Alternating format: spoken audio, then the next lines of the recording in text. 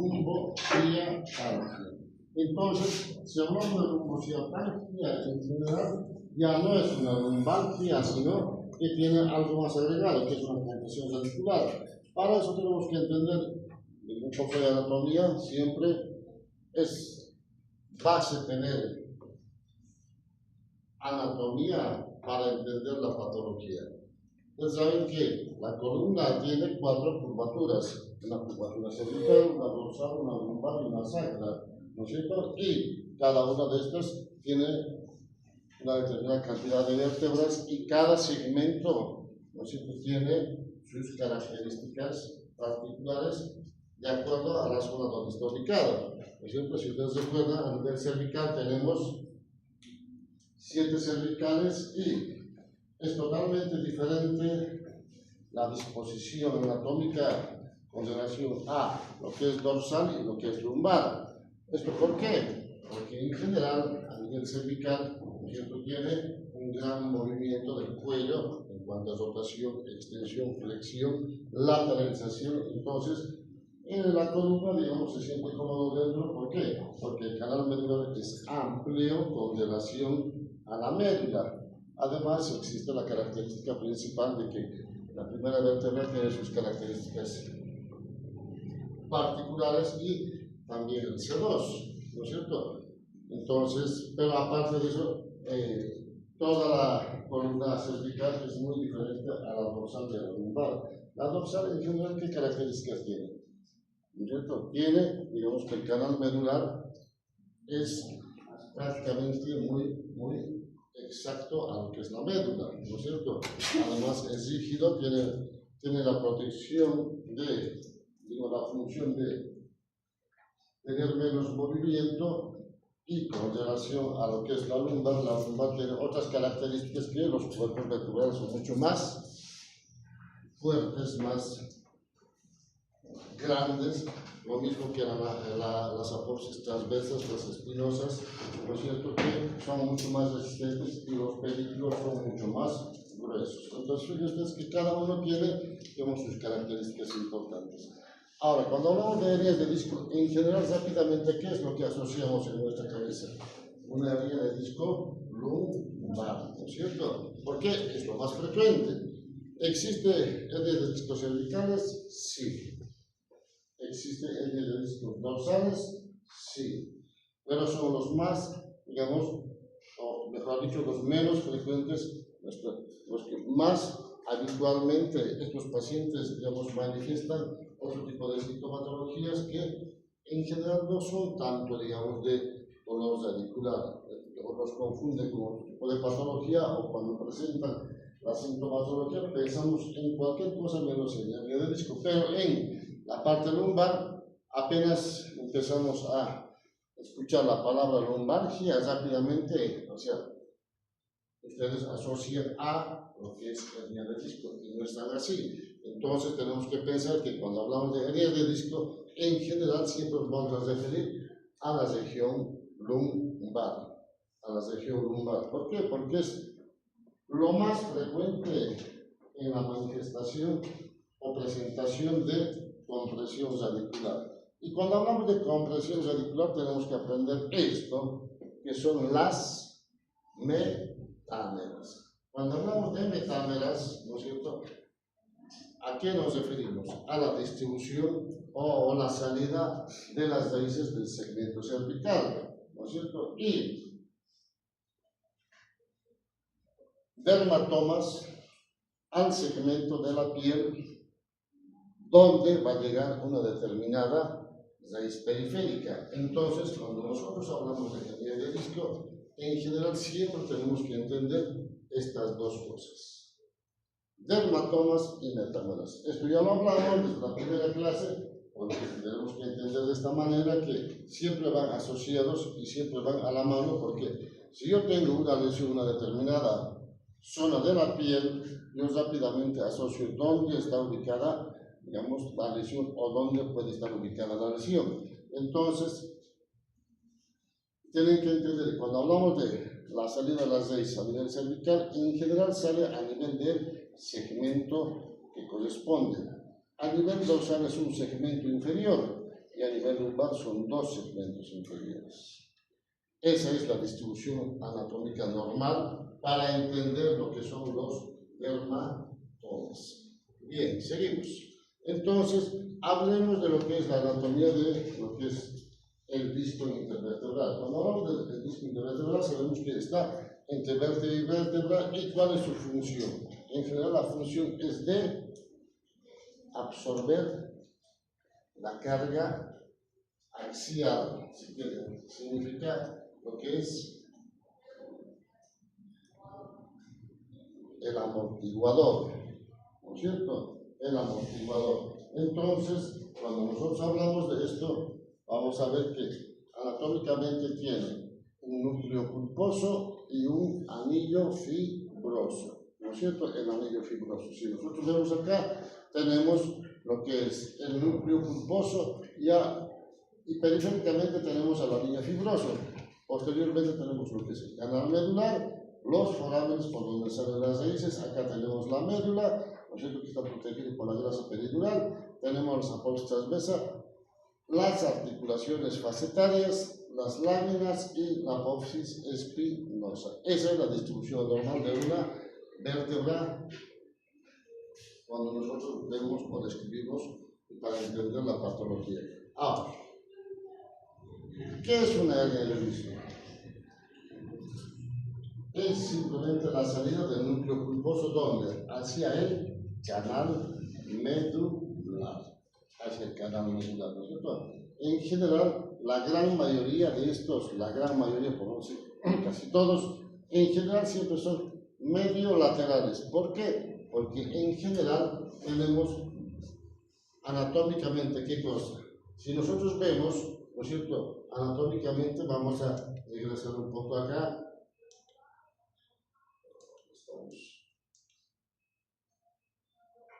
Tenemos acá, si quieren, esto para que entiendan, tenemos el ligamento común anterior y el ligamento común posterior. Cuando esto ocurre en general, ¿no es cierto?, el ligamento común posterior es el que protege. Entonces, cuando sale el disco, protege el núcleo, el ligamento común posterior, entonces el disco sale lateralmente y va a comprimir, ¿qué cosa? Una raíz, ¿no es cierto?, que sale en ese segmento. Entonces, el paciente, ¿qué va a tener? Una lumbociatalgia por compresión de la raíz. Entonces, cuando yo veo que tengo este ligamento común posterior acá, sale el disco y, como tiene resistencia, se va para un costado, sale así, y él está saliendo medial, pero se va para un costado. ¿Qué comprime? Una raíz, la raíz periférica. Entonces, el paciente va a tener una lumbalgia más una ciatalgia, ¿no es cierto? Una ciatalgia. Por eso es que, en general, la gran mayoría de los pacientes que tienen una lumbociatalgia, rápidamente asociamos ¿a qué? A una hernia de disco, ¿no es cierto? Hernia de disco. Bien. Entonces, yo tengo acá esta hernia de disco y tengo esta hernia de disco. Fíjense ustedes, comparando, digamos, en un estudio de resonancia. Bien, seguimos entonces. Esto es para ver qué cosa. Fíjense ustedes, tengo aquí una hernia de disco, acá un abombamiento, y yo tengo acá el saco lunar, esta es la raíz normal, acá tengo, esta es la raíz S1 y esta es la raíz L5. Cuando sale la hernia de disco, ¿qué es lo que primero va a comprimir? A la raíz L5, ¿no es cierto? Y si nosotros vemos este esquema, imagínense esta imagen en blanco y negro.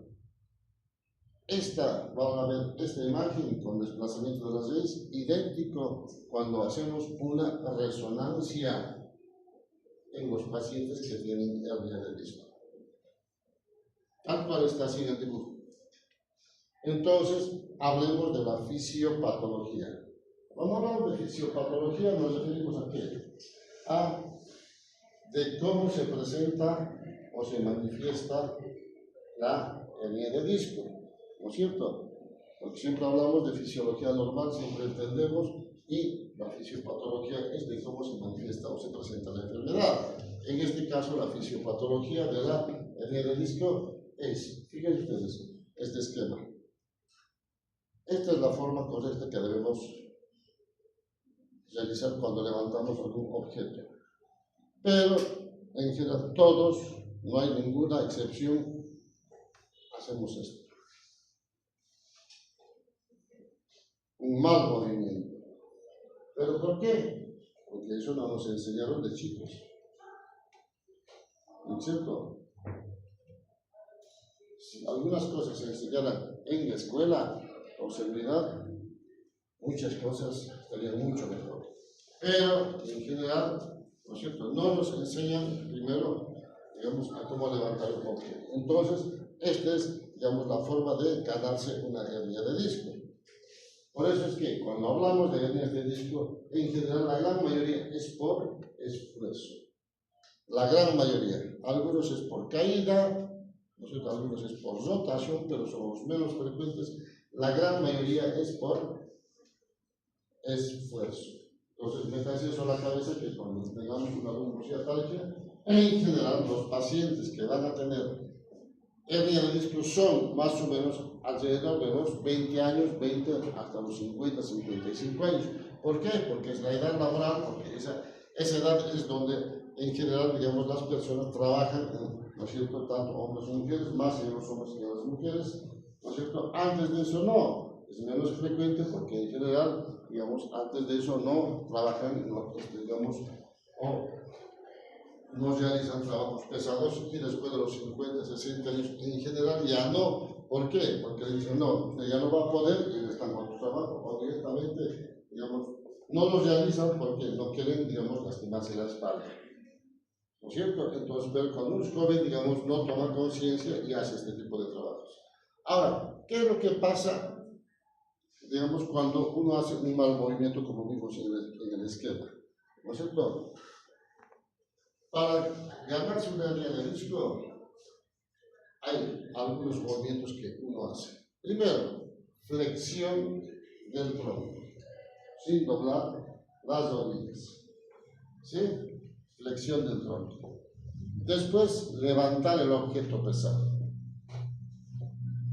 Y como tercer paso, enderezar el tronco. Es ahí donde nos ganamos la hernia de disco. Entonces, si yo tengo un objeto y quiero levantar, hago este movimiento, ¿no es cierto? ¿Qué es lo que estoy haciendo? Tengo una hernia de disco, digo, mi espacio de disco así. ¿Qué es lo que estoy haciendo cuando hago esto? ¿No es cierto? Comprimo la parte anterior y abro la parte posterior. ¿Y qué es lo que pasa con el núcleo pulposo? Se va para atrás, ¿no es cierto?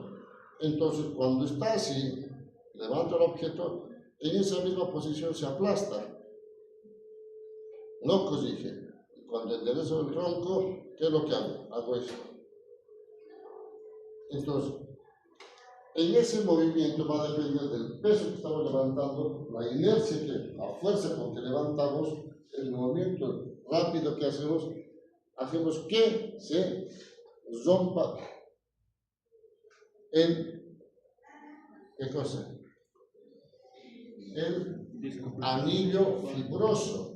El anillo fibroso, entonces se desgasta y como estamos apretando, digamos, tenemos el núcleo pulposo para atrás, se dispara hacia adelante.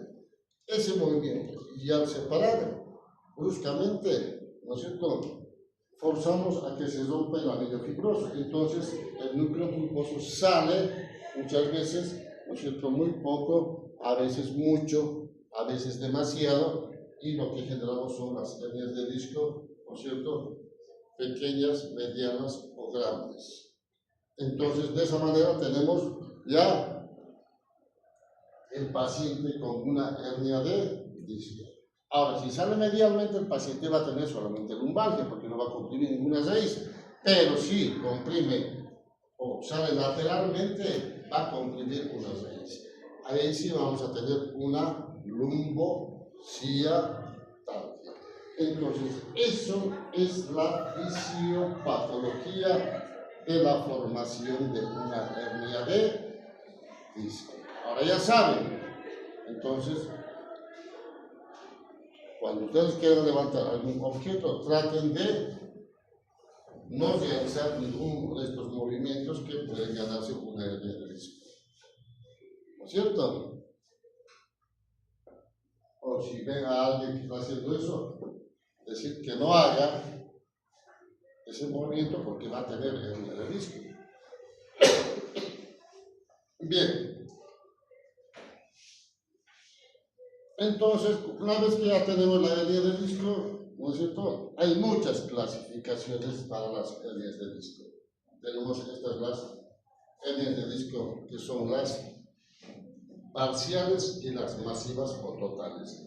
Cuando son parciales tenemos este tipo de discos, que son los famosos abombamientos, protrusiones, que son, digamos, la salida parcial del núcleo pulposo hacia el canal medular con ruptura parcial del anillo fibroso. Pero cuando vemos esto que sale bastante, es que en general se rompe totalmente el anillo fibroso y el núcleo pulposo sale en su totalidad o casi todo hacia el canal medular. Entonces, cuando pasa eso, entonces estamos hablando de una hernia de disco masiva, lo que se llama, digamos, un disco extruido. Y cuando vemos que el paciente tiene una hernia de disco a nivel L5S1, ¿en qué pensamos? ¿En qué? Es un síndrome de sospechamos, ¿no es cierto? Entonces, y cuando pasa eso, ¿qué es lo que tiene que tener el paciente? ¿Cómo? Incontinencia y ¿qué más? ¿Ah? Hipotonía perianal. ¿Cómo se eso ve?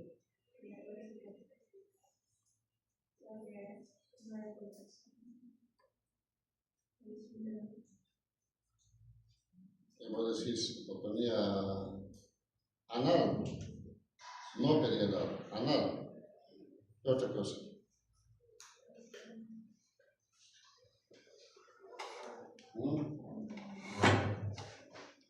¿Qué me dijeron del problema de la parte urinaria? Incontinencia urinaria. ¡No! ¡No! ¿Qué va a tener? Una retención urinaria y relajación del esfínter anal superficial. Esa es la característica. No es simplemente incontinencia de esfínteres.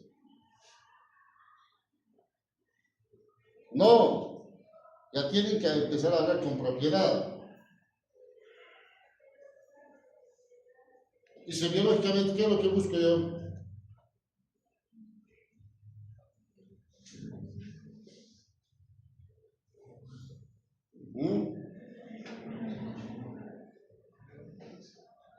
Biológicamente, ¿qué es lo que tengo que buscar al examen?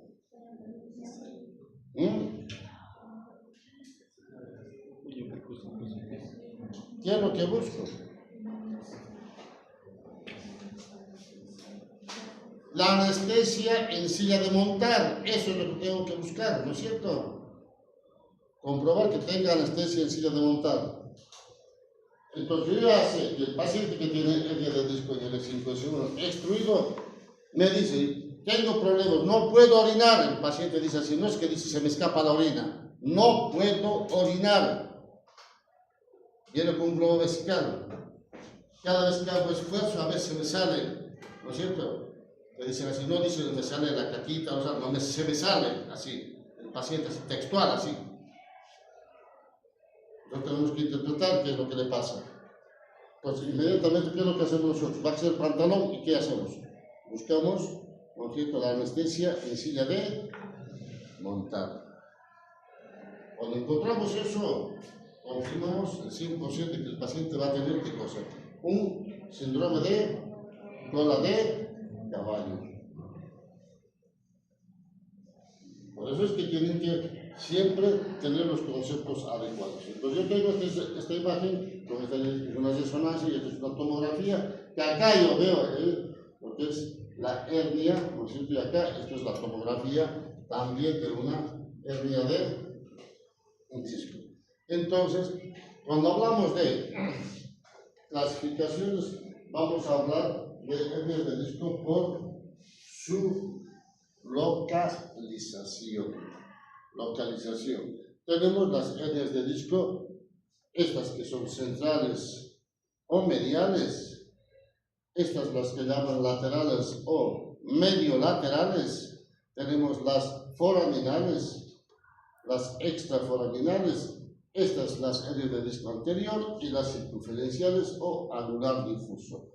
En general, esa es la clasificación de las hernias de disco por su localización. Entonces, yo tengo que entender que existen estas que son mediales que van a dar solamente lumbalgia, estas sí van a dar lumbociatalgia, estas van a dar generalmente lumbociatalgia, pero más ciatalgia. ¿Por qué? Porque es una hernia de disco foraminal. Tenemos las extraforaminales que no dan mucha sintomatología, prácticamente casi nada. Las anteriores no dan ninguna sintomatología y las anulares pueden dar sintomatología de lumbalgia en algún momento, cuando hacen esfuerzo, una lumbociatalgia del lado derecho, ¿no es cierto? Y les hacemos tratamiento, les mandamos y dicen, estoy bien doctor, pero lo que pasa es que cuando me mejoró este lado, pero cuando hago esfuerzo me duele este otro lado. ¿Qué sabes? ¿No es cierto? No puede cambiar la hernia de disco. Sí, cuando existen estas, las circunferenciales o anulares. Entonces uno tiene que ponerse a pensar y tener en cuenta este tipo de cosas para poder interpretar lo que nos dice el paciente y poder llegar a una conclusión, porque siempre el paciente necesita y quiere una explicación de por qué. ¿No es cierto? ¿Y por qué me duele, doctor? Pero no tiene nada. ¿Y por qué me sigue doliendo? Entonces, hay que darle una explicación. Y una explicación coherente que entienda, digamos, el paciente. Y tenemos esta otra clasificación que es la clasificación por su volumen. Cuando hablamos de clasificación de volumen, vamos a ver que existen los famosos abombamientos, que son los que salen muy apenitas, no rompen totalmente el anillo fibroso. Acá sí van a romper parcialmente y tenemos a las protrusiones, acá rompe totalmente el anillo fibroso, tenemos a las extrusiones y a veces sale totalmente y se desplaza el núcleo pulposo hacia abajo o en general hacia arriba. Lo más frecuente es que cuando se desprende se va hacia abajo. A estas llamamos el secuestro. Entonces yo tengo abombamiento, protrusión, extrusión y secuestro. Entonces ya tengo esas clasificaciones para entender y en general en la práctica médica hablamos de estas dos clasificaciones. Hernias de disco mediales, paramediales o mediolaterales, foraminales y extraforaminales. Y por su volumen tengo abombamiento, protrusión, extrusión y secuestro. Entonces, cuando empezamos a hablar de hernias de disco, tenemos que empezar a entender que sí, cada uno de estos va a dar una sintomatología, digamos, característica. Entonces, cuando yo veo que un paciente tiene una hernia de disco que irradia hacia los miembros inferiores, ya rápidamente asocio y el paciente tengo que entender que tiene qué cosa. Una compresión radicular. Y se presenta más, ya se los dije, en los varones que en las mujeres. ¿Por qué? Por el tipo de trabajo que realizan los hombres. ¿Sí? Aunque actualmente cada vez como que eso se va emparejando, pero siempre, digamos, en el trabajo, digamos, lo más pesado le dan al hombre que a la mujer, ¿no es cierto? O si es una empresa, digamos, donde trabajan puros hombres, y bueno, en general siempre los hombres son los que van a tener, digamos, más probabilidad de tener hernias de disco que las mujeres.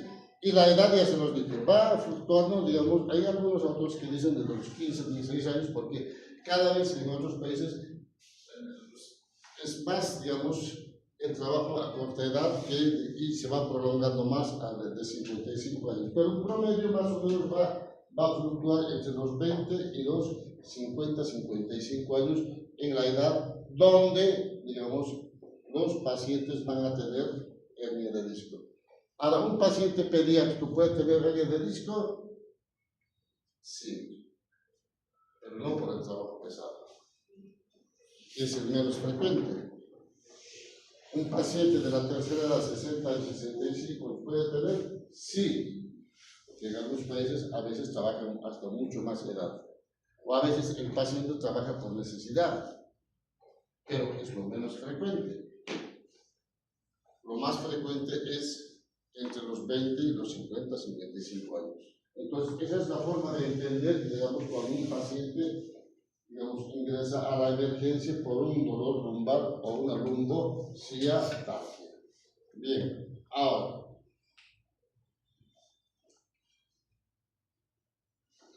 cuando un paciente pediátrico ingresa por una lumbalgia, pongámosle dolor de espalda, ¿en qué pensamos? ¿En qué? Una infección del tracto urinario. ¿En qué pensamos?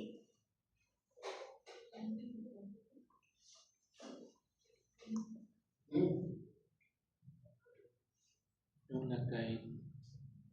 En una caída. ¿Qué más?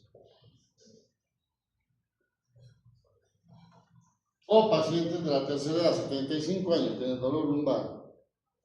Si quieren lumbociatalgia, si quieren. O si quieren dolor de espalda.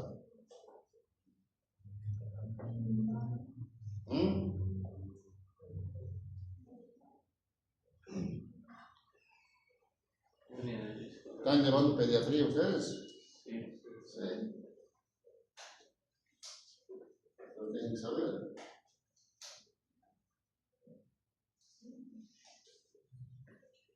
¿Ok?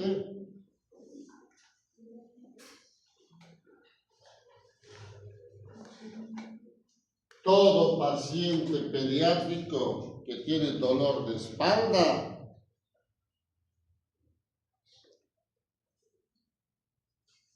tiene un tumor cerebral, un tumor medular, hasta no lo mejor contar. Eso lo dice el Tratado de Nelson, no lo digo yo, y todos los otros pediátricos, y así tienen que entender ustedes. Y todo paciente de 75 años más o más tiene un dolor lumbar por un esfuerzo, ¿qué es lo que va a tener? Lo más probable, esto que dieron el examen, fractura, aplastamiento vertebral.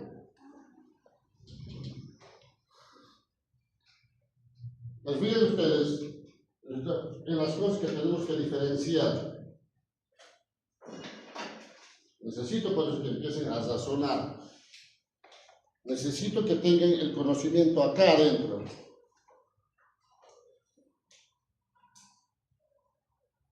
Porque con estas cosas se van a enfrentar en la práctica médica.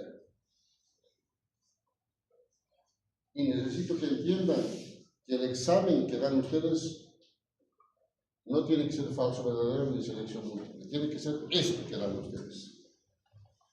De desarrollo. El segundo parcial va a ser así. El examen es desde la primera clase hasta donde terminamos. Antes del examen. O sea que ya les estoy advirtiendo, estudien. Estudien, estudien. Porque en la práctica médica, ya se los dije 1000 veces, no va el paciente con su letrero falso verdadero. ¿Qué tengo? O tengo selección múltiple. Adivinador, ¿qué es lo que tengo? No. Va a ir con un sinfín de síntomas que nosotros tenemos que diferenciar, sacar y agrupar. Y para eso necesitamos conocimiento, información en la cabeza. Pero no solamente en neuro, sino en todas las especialidades. Pero necesito que estudie. Y para la próxima clase, examen de los dermatomas de todos los niveles, de C2 a C a S5, de cocido, de memoria.